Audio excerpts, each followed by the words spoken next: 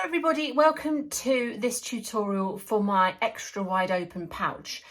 The first thing you need to do is print off your template pieces. Will look like this. They'll be a bit more professional, they won't have my scribbles on them.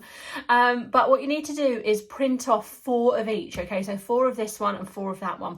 You're going to join them together by taking this piece, which is B, and just overlapping it on that line there with A, okay, and put some sellotape there. You're going to do that another 3 times, okay? You're then going to take the opposite one of this, so you're going to flip it over and have an opposite, and you're going to butt them together, okay? And then you're going to stick it down the centre. You're going to do that with the other 2 pieces, and then you're going to butt them together here. So your piece will end up looking like this, okay?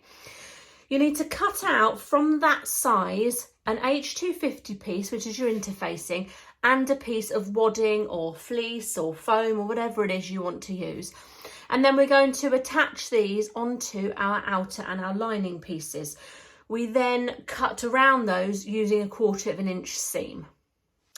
So this is my lining fabric. I'm going to pop my H250 on the back of here. And when I pop this on, I do want to make sure that I've got a border around the outside because I'm going to trim this to size. So get your iron, press this on really, really well. Make sure you've got no lumps or bumps. There we go. And once you've got this really pressed on well here, and it does take a little bit of time, the manufacturer's suggestions, I think, are that you hold the iron over for 8 seconds. To be honest, I've never done that. I just sort of move it around a bit till I can see that it's stuck down. But once it is stuck down, you're then going to cut this, and you're going to cut around it using a 1/4 of an inch seam allowance all the way around this outside edge.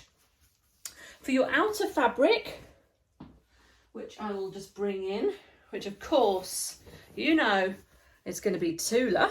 Of course it is. You always know when I've got a project in mind that's going to actually be very useful to me, because I pretty much will make it in Tula.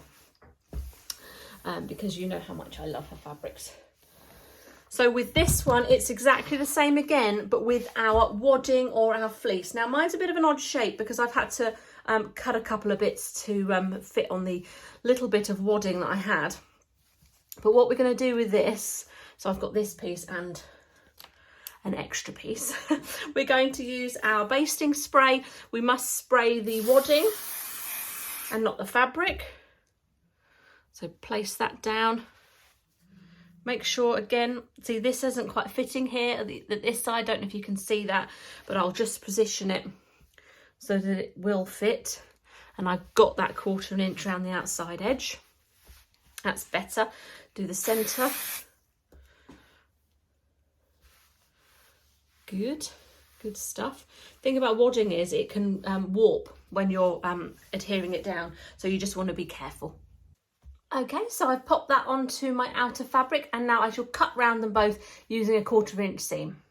Okay, so the next thing we're going to do is we're going to now insert our zip. So we want to get our lining fabric here, and we are going to lay our zip from this point to this point, but we do want some overhang here, at least 1 inch, okay? And we want to have our zip facing up on our lining. So we can use quilter's tape, or you can use your pins, whatever it is that is your preference. I'm going to use some quilter's tape along this edge. I'll trim it off here. Oops, if I can, without this bit sticking to me. And then I'll pop some across the top, like so.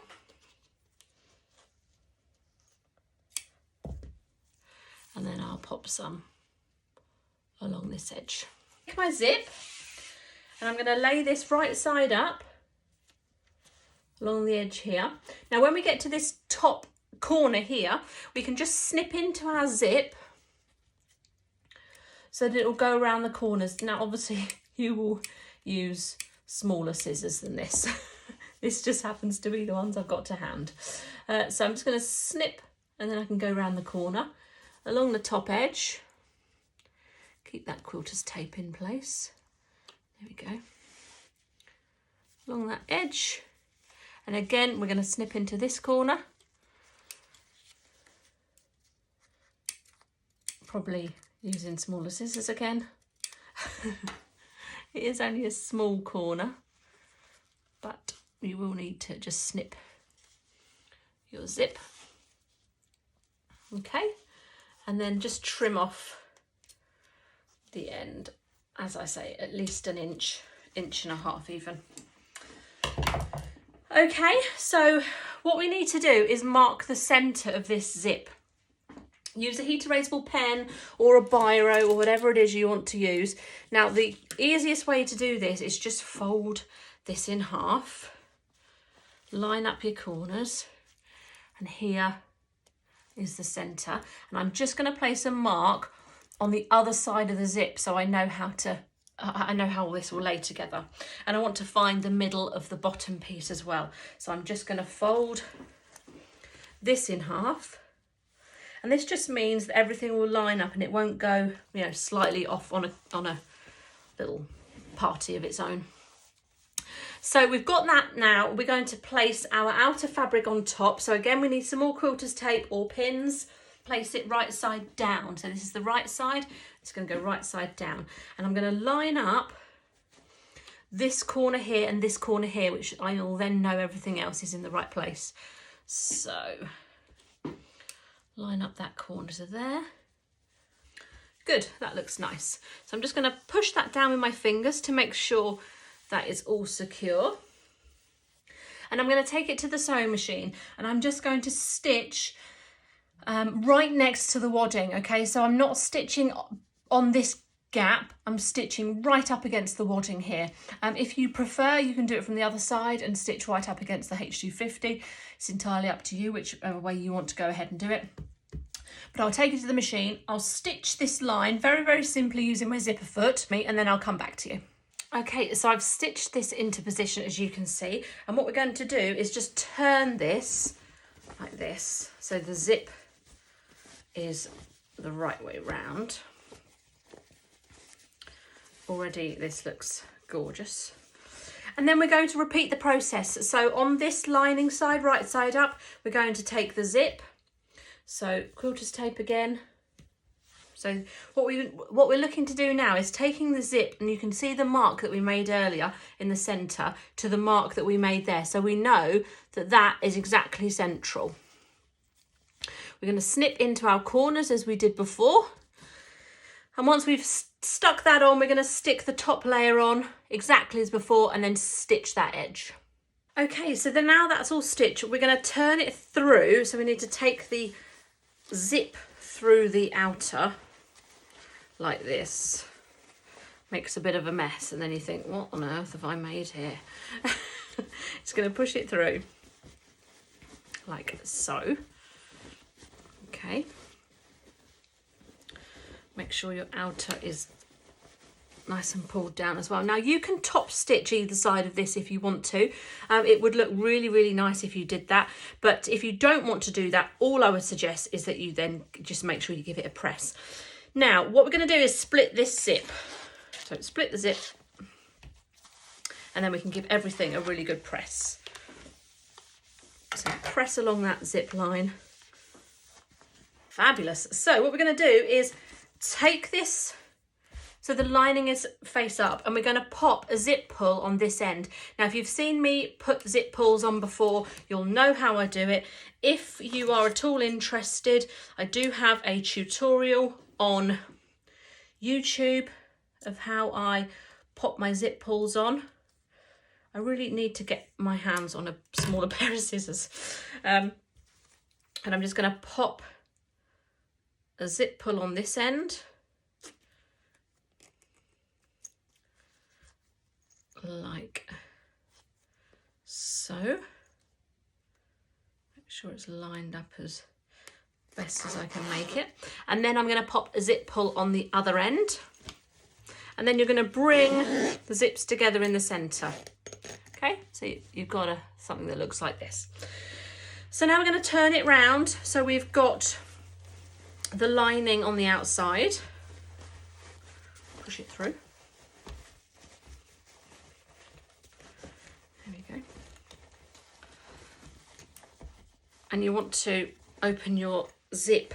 It will not work if you leave the zip far up here, because if I try and bring those seams together, I've got a point here, it won't work. So you've got to have your zip pull right at the very end of your zip. So let me grab some clips and we're going to clip this into place. So that corner and this corner, make sure everything is straight. And then what we're going to do is not clip this centre part, we're going to stitch up to it, then make sure it's straight and then carry on our stitching, because I can see that it's not quite sitting straight. So we're going to stitch a good 1/4 inch seam allowance. If you feel like you want to do more, then go for a 1/2 inch. It's going to make little difference. So we're going to stitch that edge, then we're going to repeat on the other side. Okay, and once you've stitched both sides, it might look a little bit interesting. Probably won't look as interesting as mine looks, just because I was a bit silly and I stitched over the zip pull. So broke my needle and had to have a little wiggle around. So just please be careful of your zip pulls. I'm sure you will. Oh dear me. Okay, so I have trimmed off the excess of those. If you want to, you can do a little extra couple of back stitches there, but it's not completely essential. So now what we're going to do is actually bind these two edges. So now we're going to cut ourselves some binding strips so we can bind both of these edges. We're going to cut a piece that's about 10.5 inches long by 2 inches wide, and then we're going to bind these seams. Again, if you want to see my binding masterclass, that is available on YouTube. So I will just cut, this is about the right size roughly, and I will cut my pieces. If you want to have your binding pieces a bit thinner and you're happy to work with smaller pieces of binding, then do please go ahead and do that. This is just a guideline and what I tend to do for my binding, but it's, you know, personal choice, whatever you want to do with yours. So I'm going to place the wrong sides together and press. And I'm going to place the wrong side together and press. And then I'm going to bring back in my pouch and I'm going to take the raw edge and line it up against the raw edge of this. Now, I have cut this a little bit too short. We're looking to hide our raw edges of our binding, so you might want to go a little bit longer, maybe 11.5 inches. We're going to stitch along the raw edge there. We're going to flip it over, and then we're going to have beautifully bound sides. I'm not going to worry about this raw edge on mine because I know I'm going to be using this all the time. It's not going to be for a gift or anything. So, okay, so that is now bound inside, and you can just now pull up one side, pull up the other side, bring your zips into the centre. If you want to put some ribbon on there to make your zip pulls a little bit easier to use, then go ahead. And there we have got the most amazing bag. So if I open this out, I think this is just incredible. I'm going to now be able to access all of my stuff. I'm going to lay all of my stuff out. Maybe I've gone to a workshop or something. I'm going to fill it with all of my bits and pieces. I mean, I'll have probably more than that. And then it's just a case of zipping up the sides. Again, pop a ribbon on if you want to make those a little bit easier to hold. And then you've got your bag. Isn't that gorgeous? You can of course use some more rigid interfacing if you would prefer, maybe a Decaville, a foam, again, as I suggested at the beginning, that would be lovely. But that is your project for this month. Isn't that gorgeous? I absolutely love it. It could do with a bit of a press, but I'm going to fill this with all my bits and pieces. So when I do a next workshop, I'm just going to be able to go, right, I'm ready. Let's go. And all my stuff laid out for me. So I hope you've enjoyed this video, and I'll see you on the next one. Thanks everyone.